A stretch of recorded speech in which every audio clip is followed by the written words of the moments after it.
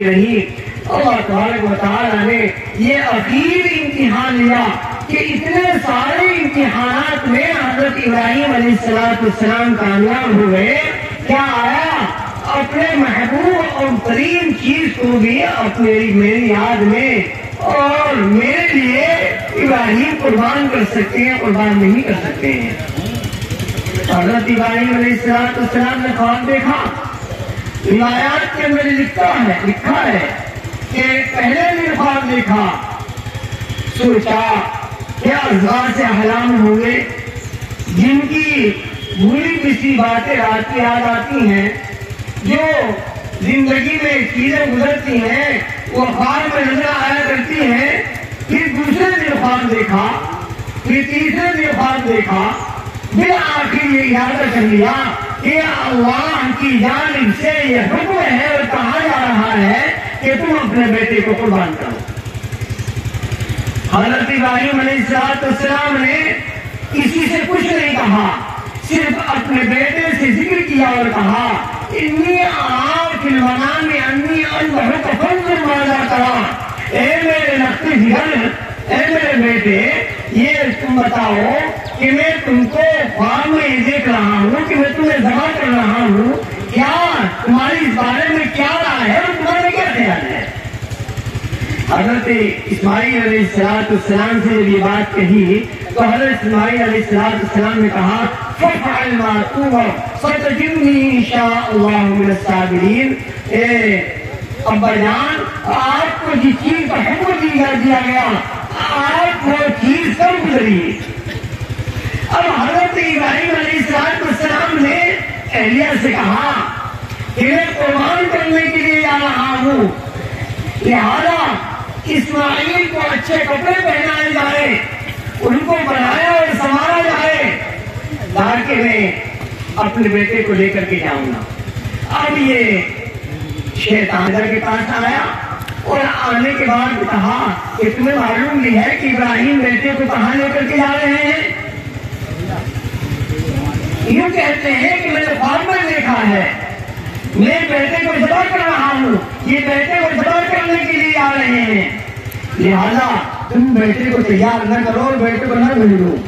پھر حضرت اسماعیل کو بھیجاتا ہے، حضرت ابراہیم کے دل میں خیال لاتا ہے یہ جو تینوں جمرات ہیں، حاجی لوگ حج کے موقع پر جو رمی کرتے ہیں یعنی کنکریاں مارتے ہیں، یہ تینوں مقامات وہ مقامات ہیں جہاں پر حضرت ابراہیم، حضرت اسماعیل اور ان کی اہلیہ محترمہ کو اس نے بہتانے کی کوشش کی.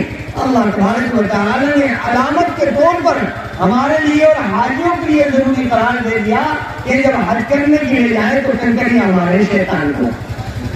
بہرحال حضرت ابراہیم علیہ السلام کو جو حکم دیا گیا تھا وہ حضرت ابراہیم علیہ السلام نے اس کو انجام دینے کے لیے مکمل طریقے سے وہ تیار ہوئے.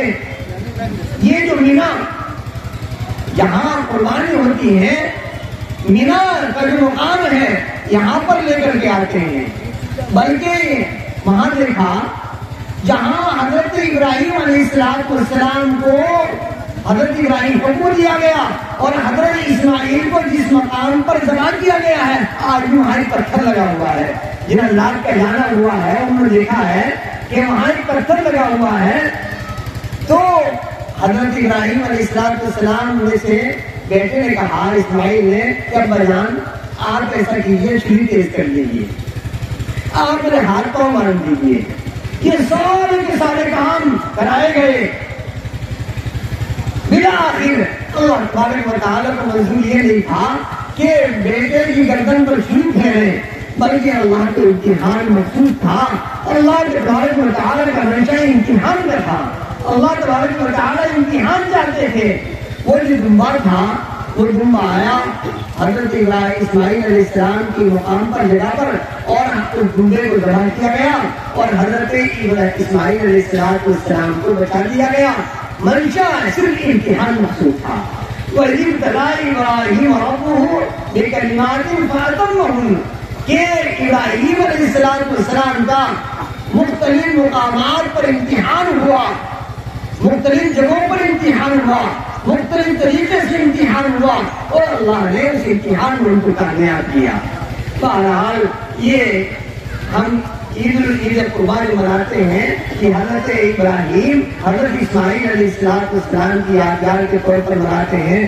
آقا نے فرمایا من وجد ساعة ليضحي ولم يضحي فلا يحضر مصلانا، کہ جو شخص وسعت کے باوجود قربانی نہ کرے، وسعت کے باوجود قربانی نہ کرے تو وہ ہماری عیدگاہ کے قریب تک نہ آئے۔ اندازہ لگائیے، یعنی وہ ہماری عیدگاہ میں بھی حاضر نہ ہو۔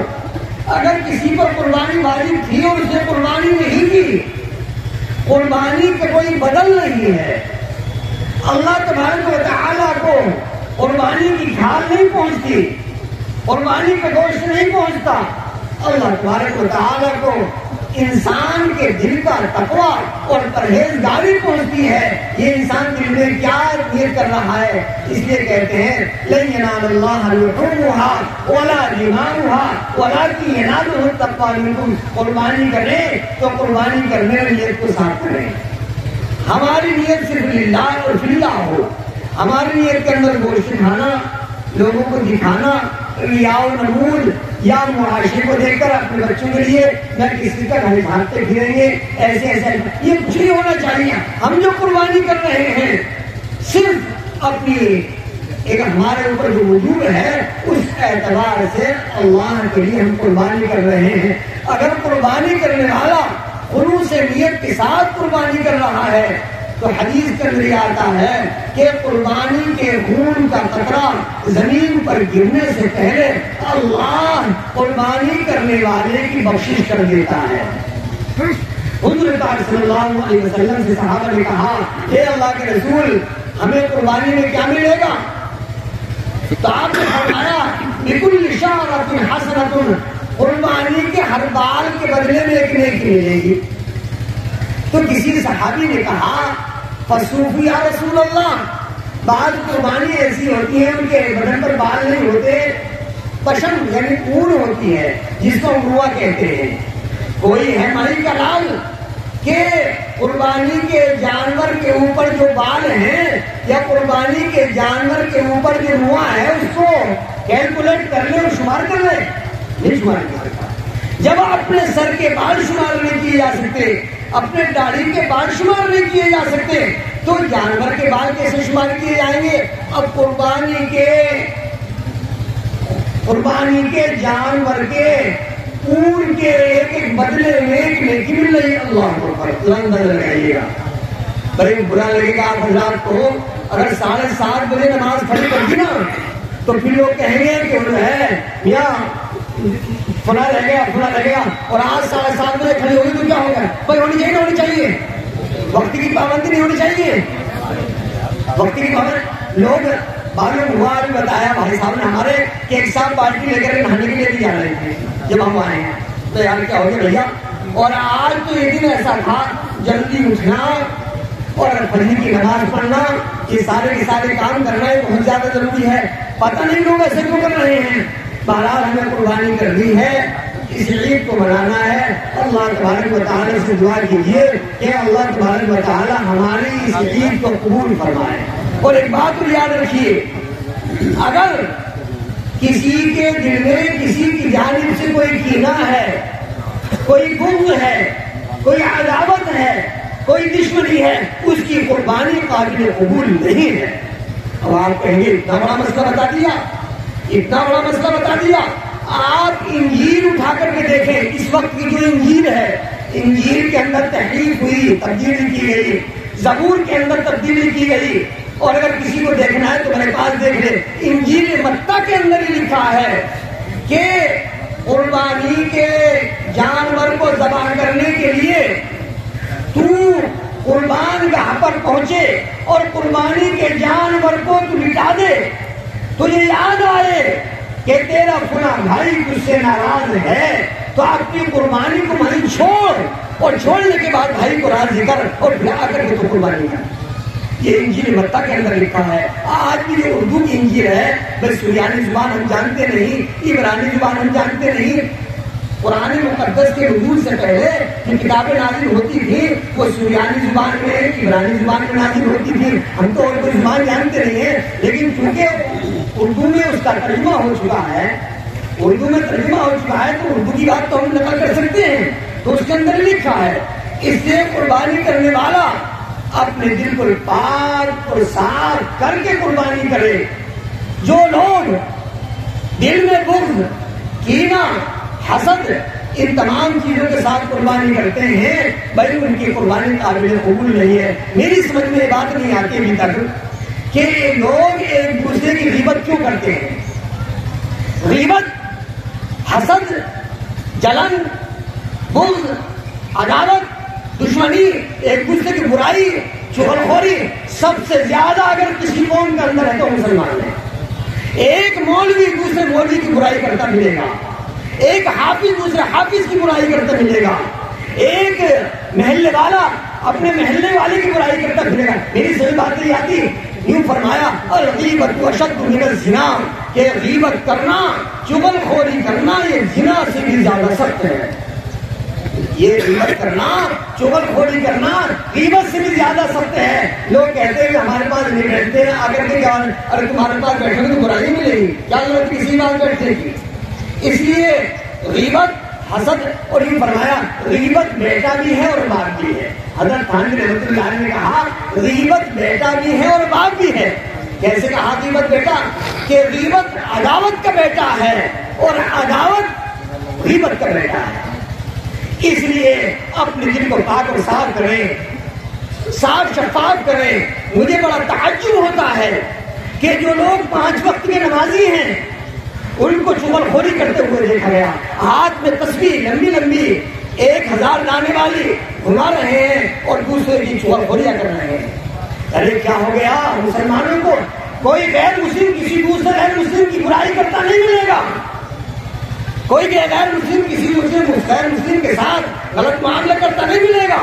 لیکن ایک مسلمان دوسرے مسلمان کو دیکھ کر حسد کرتا ہے، جلتا ہے اور یہ سب کچھ کرتا ہے. یہ بات بالکل مناسب نہیں ہے، یہ بات بالکل مناسب نہیں ہے. یہ چغلخوری کیوں ہوتی ہے؟ غیبت کیوں ہوتی ہے؟ حسد کیوں ہوتا ہے؟ آپ سمجھتے ہیں بخار آ گیا تو بیمار ہو گئے، سر میں درد ہو گیا تو بیمار ہو گئے. غیبت کی بیماری، حسد کی بیماری، چغلخوری کی بیماری، یہ بیماریاں اندر کی بیماریاں ہیں. اور انسان کو انسان سے کینہ نہیں اچھا، انسان کو انسان سے کینہ نہیں اچھا، اور جس سینے میں ہو کینہ وہ سینہ نہیں اچھا. بہرحال میں کہنا چاہ رہا ہوں ہم قربانی کریں گے انشاءاللہ. اللہ تبارک و تعالی ہم سب کی قربانی کو قبول فرمائے. بھائی صرف 5-6 منٹ باقی رہ گئے ہیں، کسی کا کوئی انتظار نہیں ہوگا. انشاءاللہ وقت پر نماز کھڑی ہوگی. ابھی پتا کہ نہیں، اب 10-15 منٹ ریڈی کر لیں، 10-15 منٹ ریڈی کر لیں. حاضر جو ہے دیر سے کرو. ٹھیک ہے، وہاں سے کچھ کہنا ہے؟ جی